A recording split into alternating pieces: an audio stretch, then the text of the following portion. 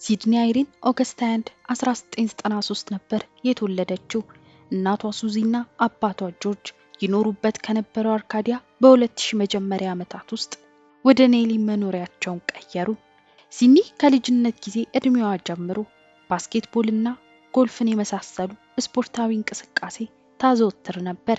ከዚህም በተጨማሪ በዛ እድሜዋ ያላት የአሳ ማጥመድ ችሎታዋም ይነገርላታል። ነገር ግን እድሜዋ ከፍ እያለ በመጣ ሰዓት ከጀርባ ከርካሪ አጥንት ጋር በተያያዘ በገጠማት ህመም የምትወደውን ስፖርት ሙሉ ለሙሉ ለማቆም ተገደደች። ሲድኒ የሃይ ስኩል ትምህርቷን በ2011 ዓ.ም ከተመረቀች በኋላ በአንድ ስቶር ውስጥ ስራ መስራት ጀመረች። ከጊዜ ወደ ጊዜ ሲድኒ ላይ የሚታዩ የአእምሮ ጤና መታወክና ድብርት እየተስተዋሉ መጡ። ይህ የሲድኒ ሁኔታ ከቀን ወደ ቀን ከመሻሻል ይልቅ መባባስ ይታይበት ነበር። ይህንን የሲድኒ ሁኔታ የሚመለከቱ የቅርብ ሰዎቿ፣ ወላጆቿ፣ ጓደኞቿና የሥራ ባልደረቦቿ እሷን ለማገዝና ከገባችበት ከበድ ያለ የድብርት ዓለም ውስጥ ለማስወጣት ጥረታቸውን አያቋርጡም ነበር። በ2017 ዓ.ም ሲድኒ አዲስ የፍቅር ጓደኛ ወይም አዲስ ሰው ለማግኘት ብዙዎች የሚጠቀሙበትን ቲንደር የተሰኘ ኤዲቲንግ አፕ ላይ ጎራ በማለት ልቧ ያረፈበትን ሰው ለማግኘት መመልከት ጀመረች። ኖቬምበር 2017 ዓ.ም በዛው በቲንደር ላይ አንድ ሰው ትተዋወቃለች። ሲድኒ ከወንድ ይልቅ የሴት አጋር ለማግኘት ነበርና አላማዋ ኦድሪ ከተባለች አንድ ሴት ጋር ማውራት ጀመረች። ሲድኒና ኦድሪ ልብ ለልብ የተግባቡ ይመስላሉ። ወሬያቸውና ሐሳባቸው ገጠመ እና በስልክ እንዲሁም በመልእክት ልውውጥ ብቻ የዘለቀውን ግንኙነት በአካል ተገናኝተው ለማሳደግ እቅድ ያዙ። የመጀመሪያ ቀጠሯቸው በጥሩ ሁኔታ አልፎ ሲድኒን በድንገት ባገኘቻት ሴት ጥሩ ስሜት ተሰምቷት ነበር። ታዲያ ይህ ግንኙነት መቀጠል እንዳለበት በማመን ለሌላ ቀን ቀጠሮ ቆረጡ። የዚህ ቀጠሮ ቦታ ደግሞ የኦድሪ ቤት እንዲሆን ኦድሪ ባቀረበችው ሐሳብ ሲድኒም ተስማምታ ቀጣዩ ቀጠሯቸው በኦድሪ ቤት እንዲሆን ተስማሙ።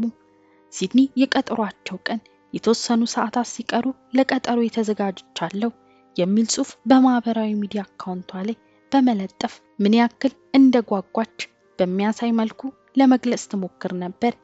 በዛው ቀን ታዲያ ሲድኒና ኦድሪ በኦድሪ መኪና ውስጥ በመሆን ለምሽት ቀጠሯቸው ይሆናል ብለው ወደ ወሰኑበት ጉዟቸውን ጀመሩ። በነጋታው ጠዋት ሲድኒ መገኘት በነበረባት የሥራ ገበታዋ ላይ ብቅ አላለችም። ምናልባት አርፍዳ ይሆናል በሚል የጠበቁት የሥራ ባልደረቦቿ ቢጠብቋትም ሲድኒ መግባት ከነበረበት ሰዓት በእጅጉ አርፍዳለች። የሥራ ባልደረቦቿ ደጋግመው ይደውሉላት ጀመር። ነገር ግን ሲድኒ ሊያገኟት አልቻሉም። በቀጣይ ያደረጉት ነገር ስለ ሲድኒ ሁኔታ ለማጣራት ወደ ወላጆቿ መደወል ነበር።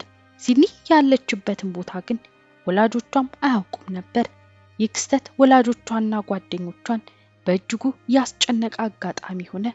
በዚህም ታዲያ ለፖሊስ ሁኔታውን ማሳወቅ የመጨረሻ አማራጭ ነበር እና የሲድኒ መጥፋት ይፋ ሆኖ ፍለጋውን ፖሊስም ተቀላቀለው። ሲድኒ ከጠፋች ቀናት እየተቆጠረ መጣ።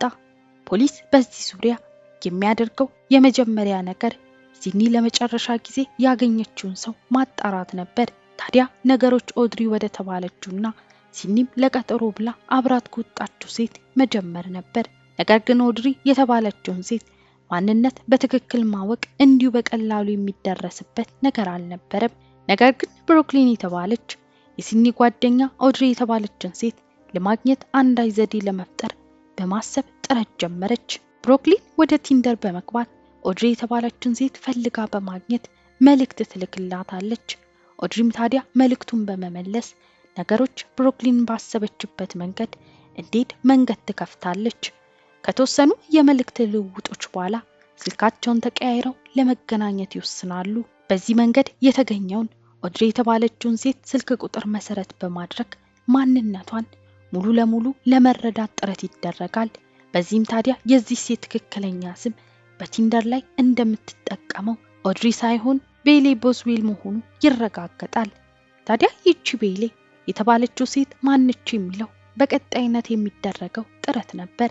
ቤሊ ቦዝዌል የልጅነት አስተዳደጓ በወላጆቿ ጥብቅ የሆነ አካሄድ ያደገች ቢሆንም ገና በልጅነቷ የአባቷ በሰው እጅ ተገሎ መሞት የሷንም የህይወት አቅጣጫ የለወጠ አጋጣሚ ነበር። በተለይ የሃይስኩል ትምህርቷን ካጠናቀቀች በኋላ ቤሊ ከተለያዩ ሰዎች ጋር መውጣትና የአደንዛዥ ተጠቂ ሆነች። በዚህ ሁኔታ የቀጠለው የቤሊ ህይወት መስመሩን ስቶ መገኘት በማይገባት ቦታ እንዲሁም አብሮ መሆን ከሌለባት ሰዎች ጋር ትውል ጀመር። በዚህ የኑሮ ሂደት ታዲያ ቤሊ ኦድሪ የተባለ እጅግ የታወቀ ወንጀለኛ ከሆነ ሰው ጋር ትተዋወቃለች። ይህ ትውውቅ የቤሊን ህይወት ሌላ የተለየ መስመር ውስጥ ያስገባ አጋጣሚ ነበር። ኦድሪ እጅግ አደገኛና ከበድ ያሉ ወንጀሎች እየሰራ የኖረ ሰው ነበር። ራሱንም ዘ ሹገር ዳዲ ቫምፓየር በማለት ይጠራ ነበር። ኦድሪ የራሱን የአምልኮ ስነ ስርዓት ለመመስረት የሚጥር ሰው ሲሆን በስሩም በርከት ያሉ ሰዎችን ሰብስቦ በሳምንት $200 እየከፈላቸው የሚመኘውን የባዕድ አምልኮ ስርዓት ለመፈጸም ይሞክራል።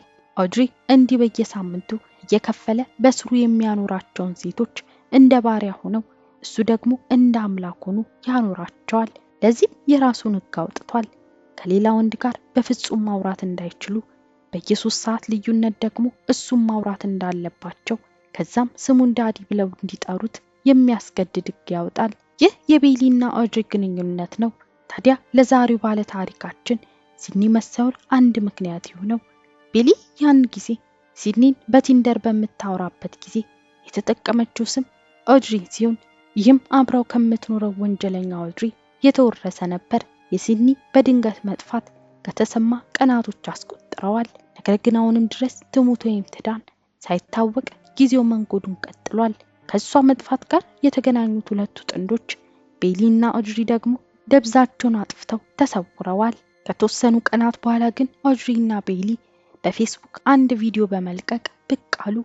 ሁለቱም የተገኙበት ቪዲዮ ዋና ሐሳብ ፖሊስና የጠፋቸው ሲድኒ ቤተሰቦች የሲድኒ መጥፋት ከነሱ ጋር ማገናኘት እንደሌለባቸውና ስለሷ መጥፋት በምንም መልኩ እጃቸው እንደሌለበት የሚገልጽ ቪዲዮ ነበር።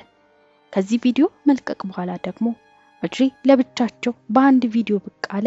ይህም ታዲያ እሱና ቤሊ በፍጹም እየሸሹ እንዳልሆነና ተሰውረዋል እየተባለ የሚወራው ወሬ ሐሰት እንደሆነ የሚገልጽ ነበር። ከነዚህ ሁለት ቪዲዮዎች መልቀቅ በኋላ ብዙም ሳይቆይ ኖቬምበር 30 ሁለቱም ጥንዶች በቁጥጥር ስር ዋሉ። ሁለቱም በቁጥጥር ስር ከዋሉ በኋላ ወንጀለኝነታቸውን ክደው ተከራከሩ። ዲሴምበር 4 2017 ዓ.ም ሰኞ ዕለት የሲድኒ መጥፋት ከተሰማ ከ19 ቀናት በኋላ የተወሰነው የሲድኒ አስክሬን አካል ተገኘ። በኋላም የሲድኒ መሞት እርግጥ ሆነ። የተወሰነው የሲድኒ አካል የሁለቱ ጥንዶች ከሚኖሩበት አፓርታማ ብዙም ሳይርቅ መገኘቱን ተከትሎ ፖሊስ ሌላውን የሲድኒን አካል ማፈላለጉን ቀጠለ። በቀጣይነት ታዲያ የሲድኒ አካል በሚዘገነን ሁኔታ 13 የተለያዩ ቦታዎች ላይ በቦርሳና በተለያየ መያዣ ተጥሎ ተገኘ። ይህ ታዲያ ለቤተሰቦቿና ለቅርብ ወዳጆቿ ሀዘናቸውን ከፍ የሚያደርግ አጋጣሚ ሆነ። ከዚህም በመቀጠል ፖሊስ በሁለቱ ጥንዶች ላይ ተጨማሪ ማስረጃዎችን ማሰባሰብ ጀመረ። ከተወሰኑ ጊዜያት ምርመራ ቆይታ በኋላ ኦድሪ ሲድኒን እንደገደላት አመነ። ቀድሞውንም ከቤሊ ጋር በመሆን ያዘጋጁት የቲንደር ወጥመድ ውስጥ የገባችው ሲድኒ በተደገሰላት የጭካኔ መስዋዕት ውስጥ በቀላሉ ገብታ በሚዘገንን ሁኔታ ህይወቷን አጣች። በዚህም ኦድሪ የሞት ቅጣት ሲፈረድበት፣ ቤሊ በአንጻሩ እድሜ ልኳን በእስር እንድታሳልፍ ፍርድ ተላለፈባት። ውድ ቤተሰቦቼ ለዛሬ ያዘጋጀሁት ቪዲዮ ይህን ይመስል ነበር። እናንተስ በዚህ ታሪክ ላይ ምን ሐሳብ አላችሁ? ሐሳባችሁን ኮሜንት ላይ አሳውቁኝ። ለዚህ ቻናል አዲስ ይሆናችሁ ሰብስክራይብ እያደረጋችሁ ተቀላቀሉ።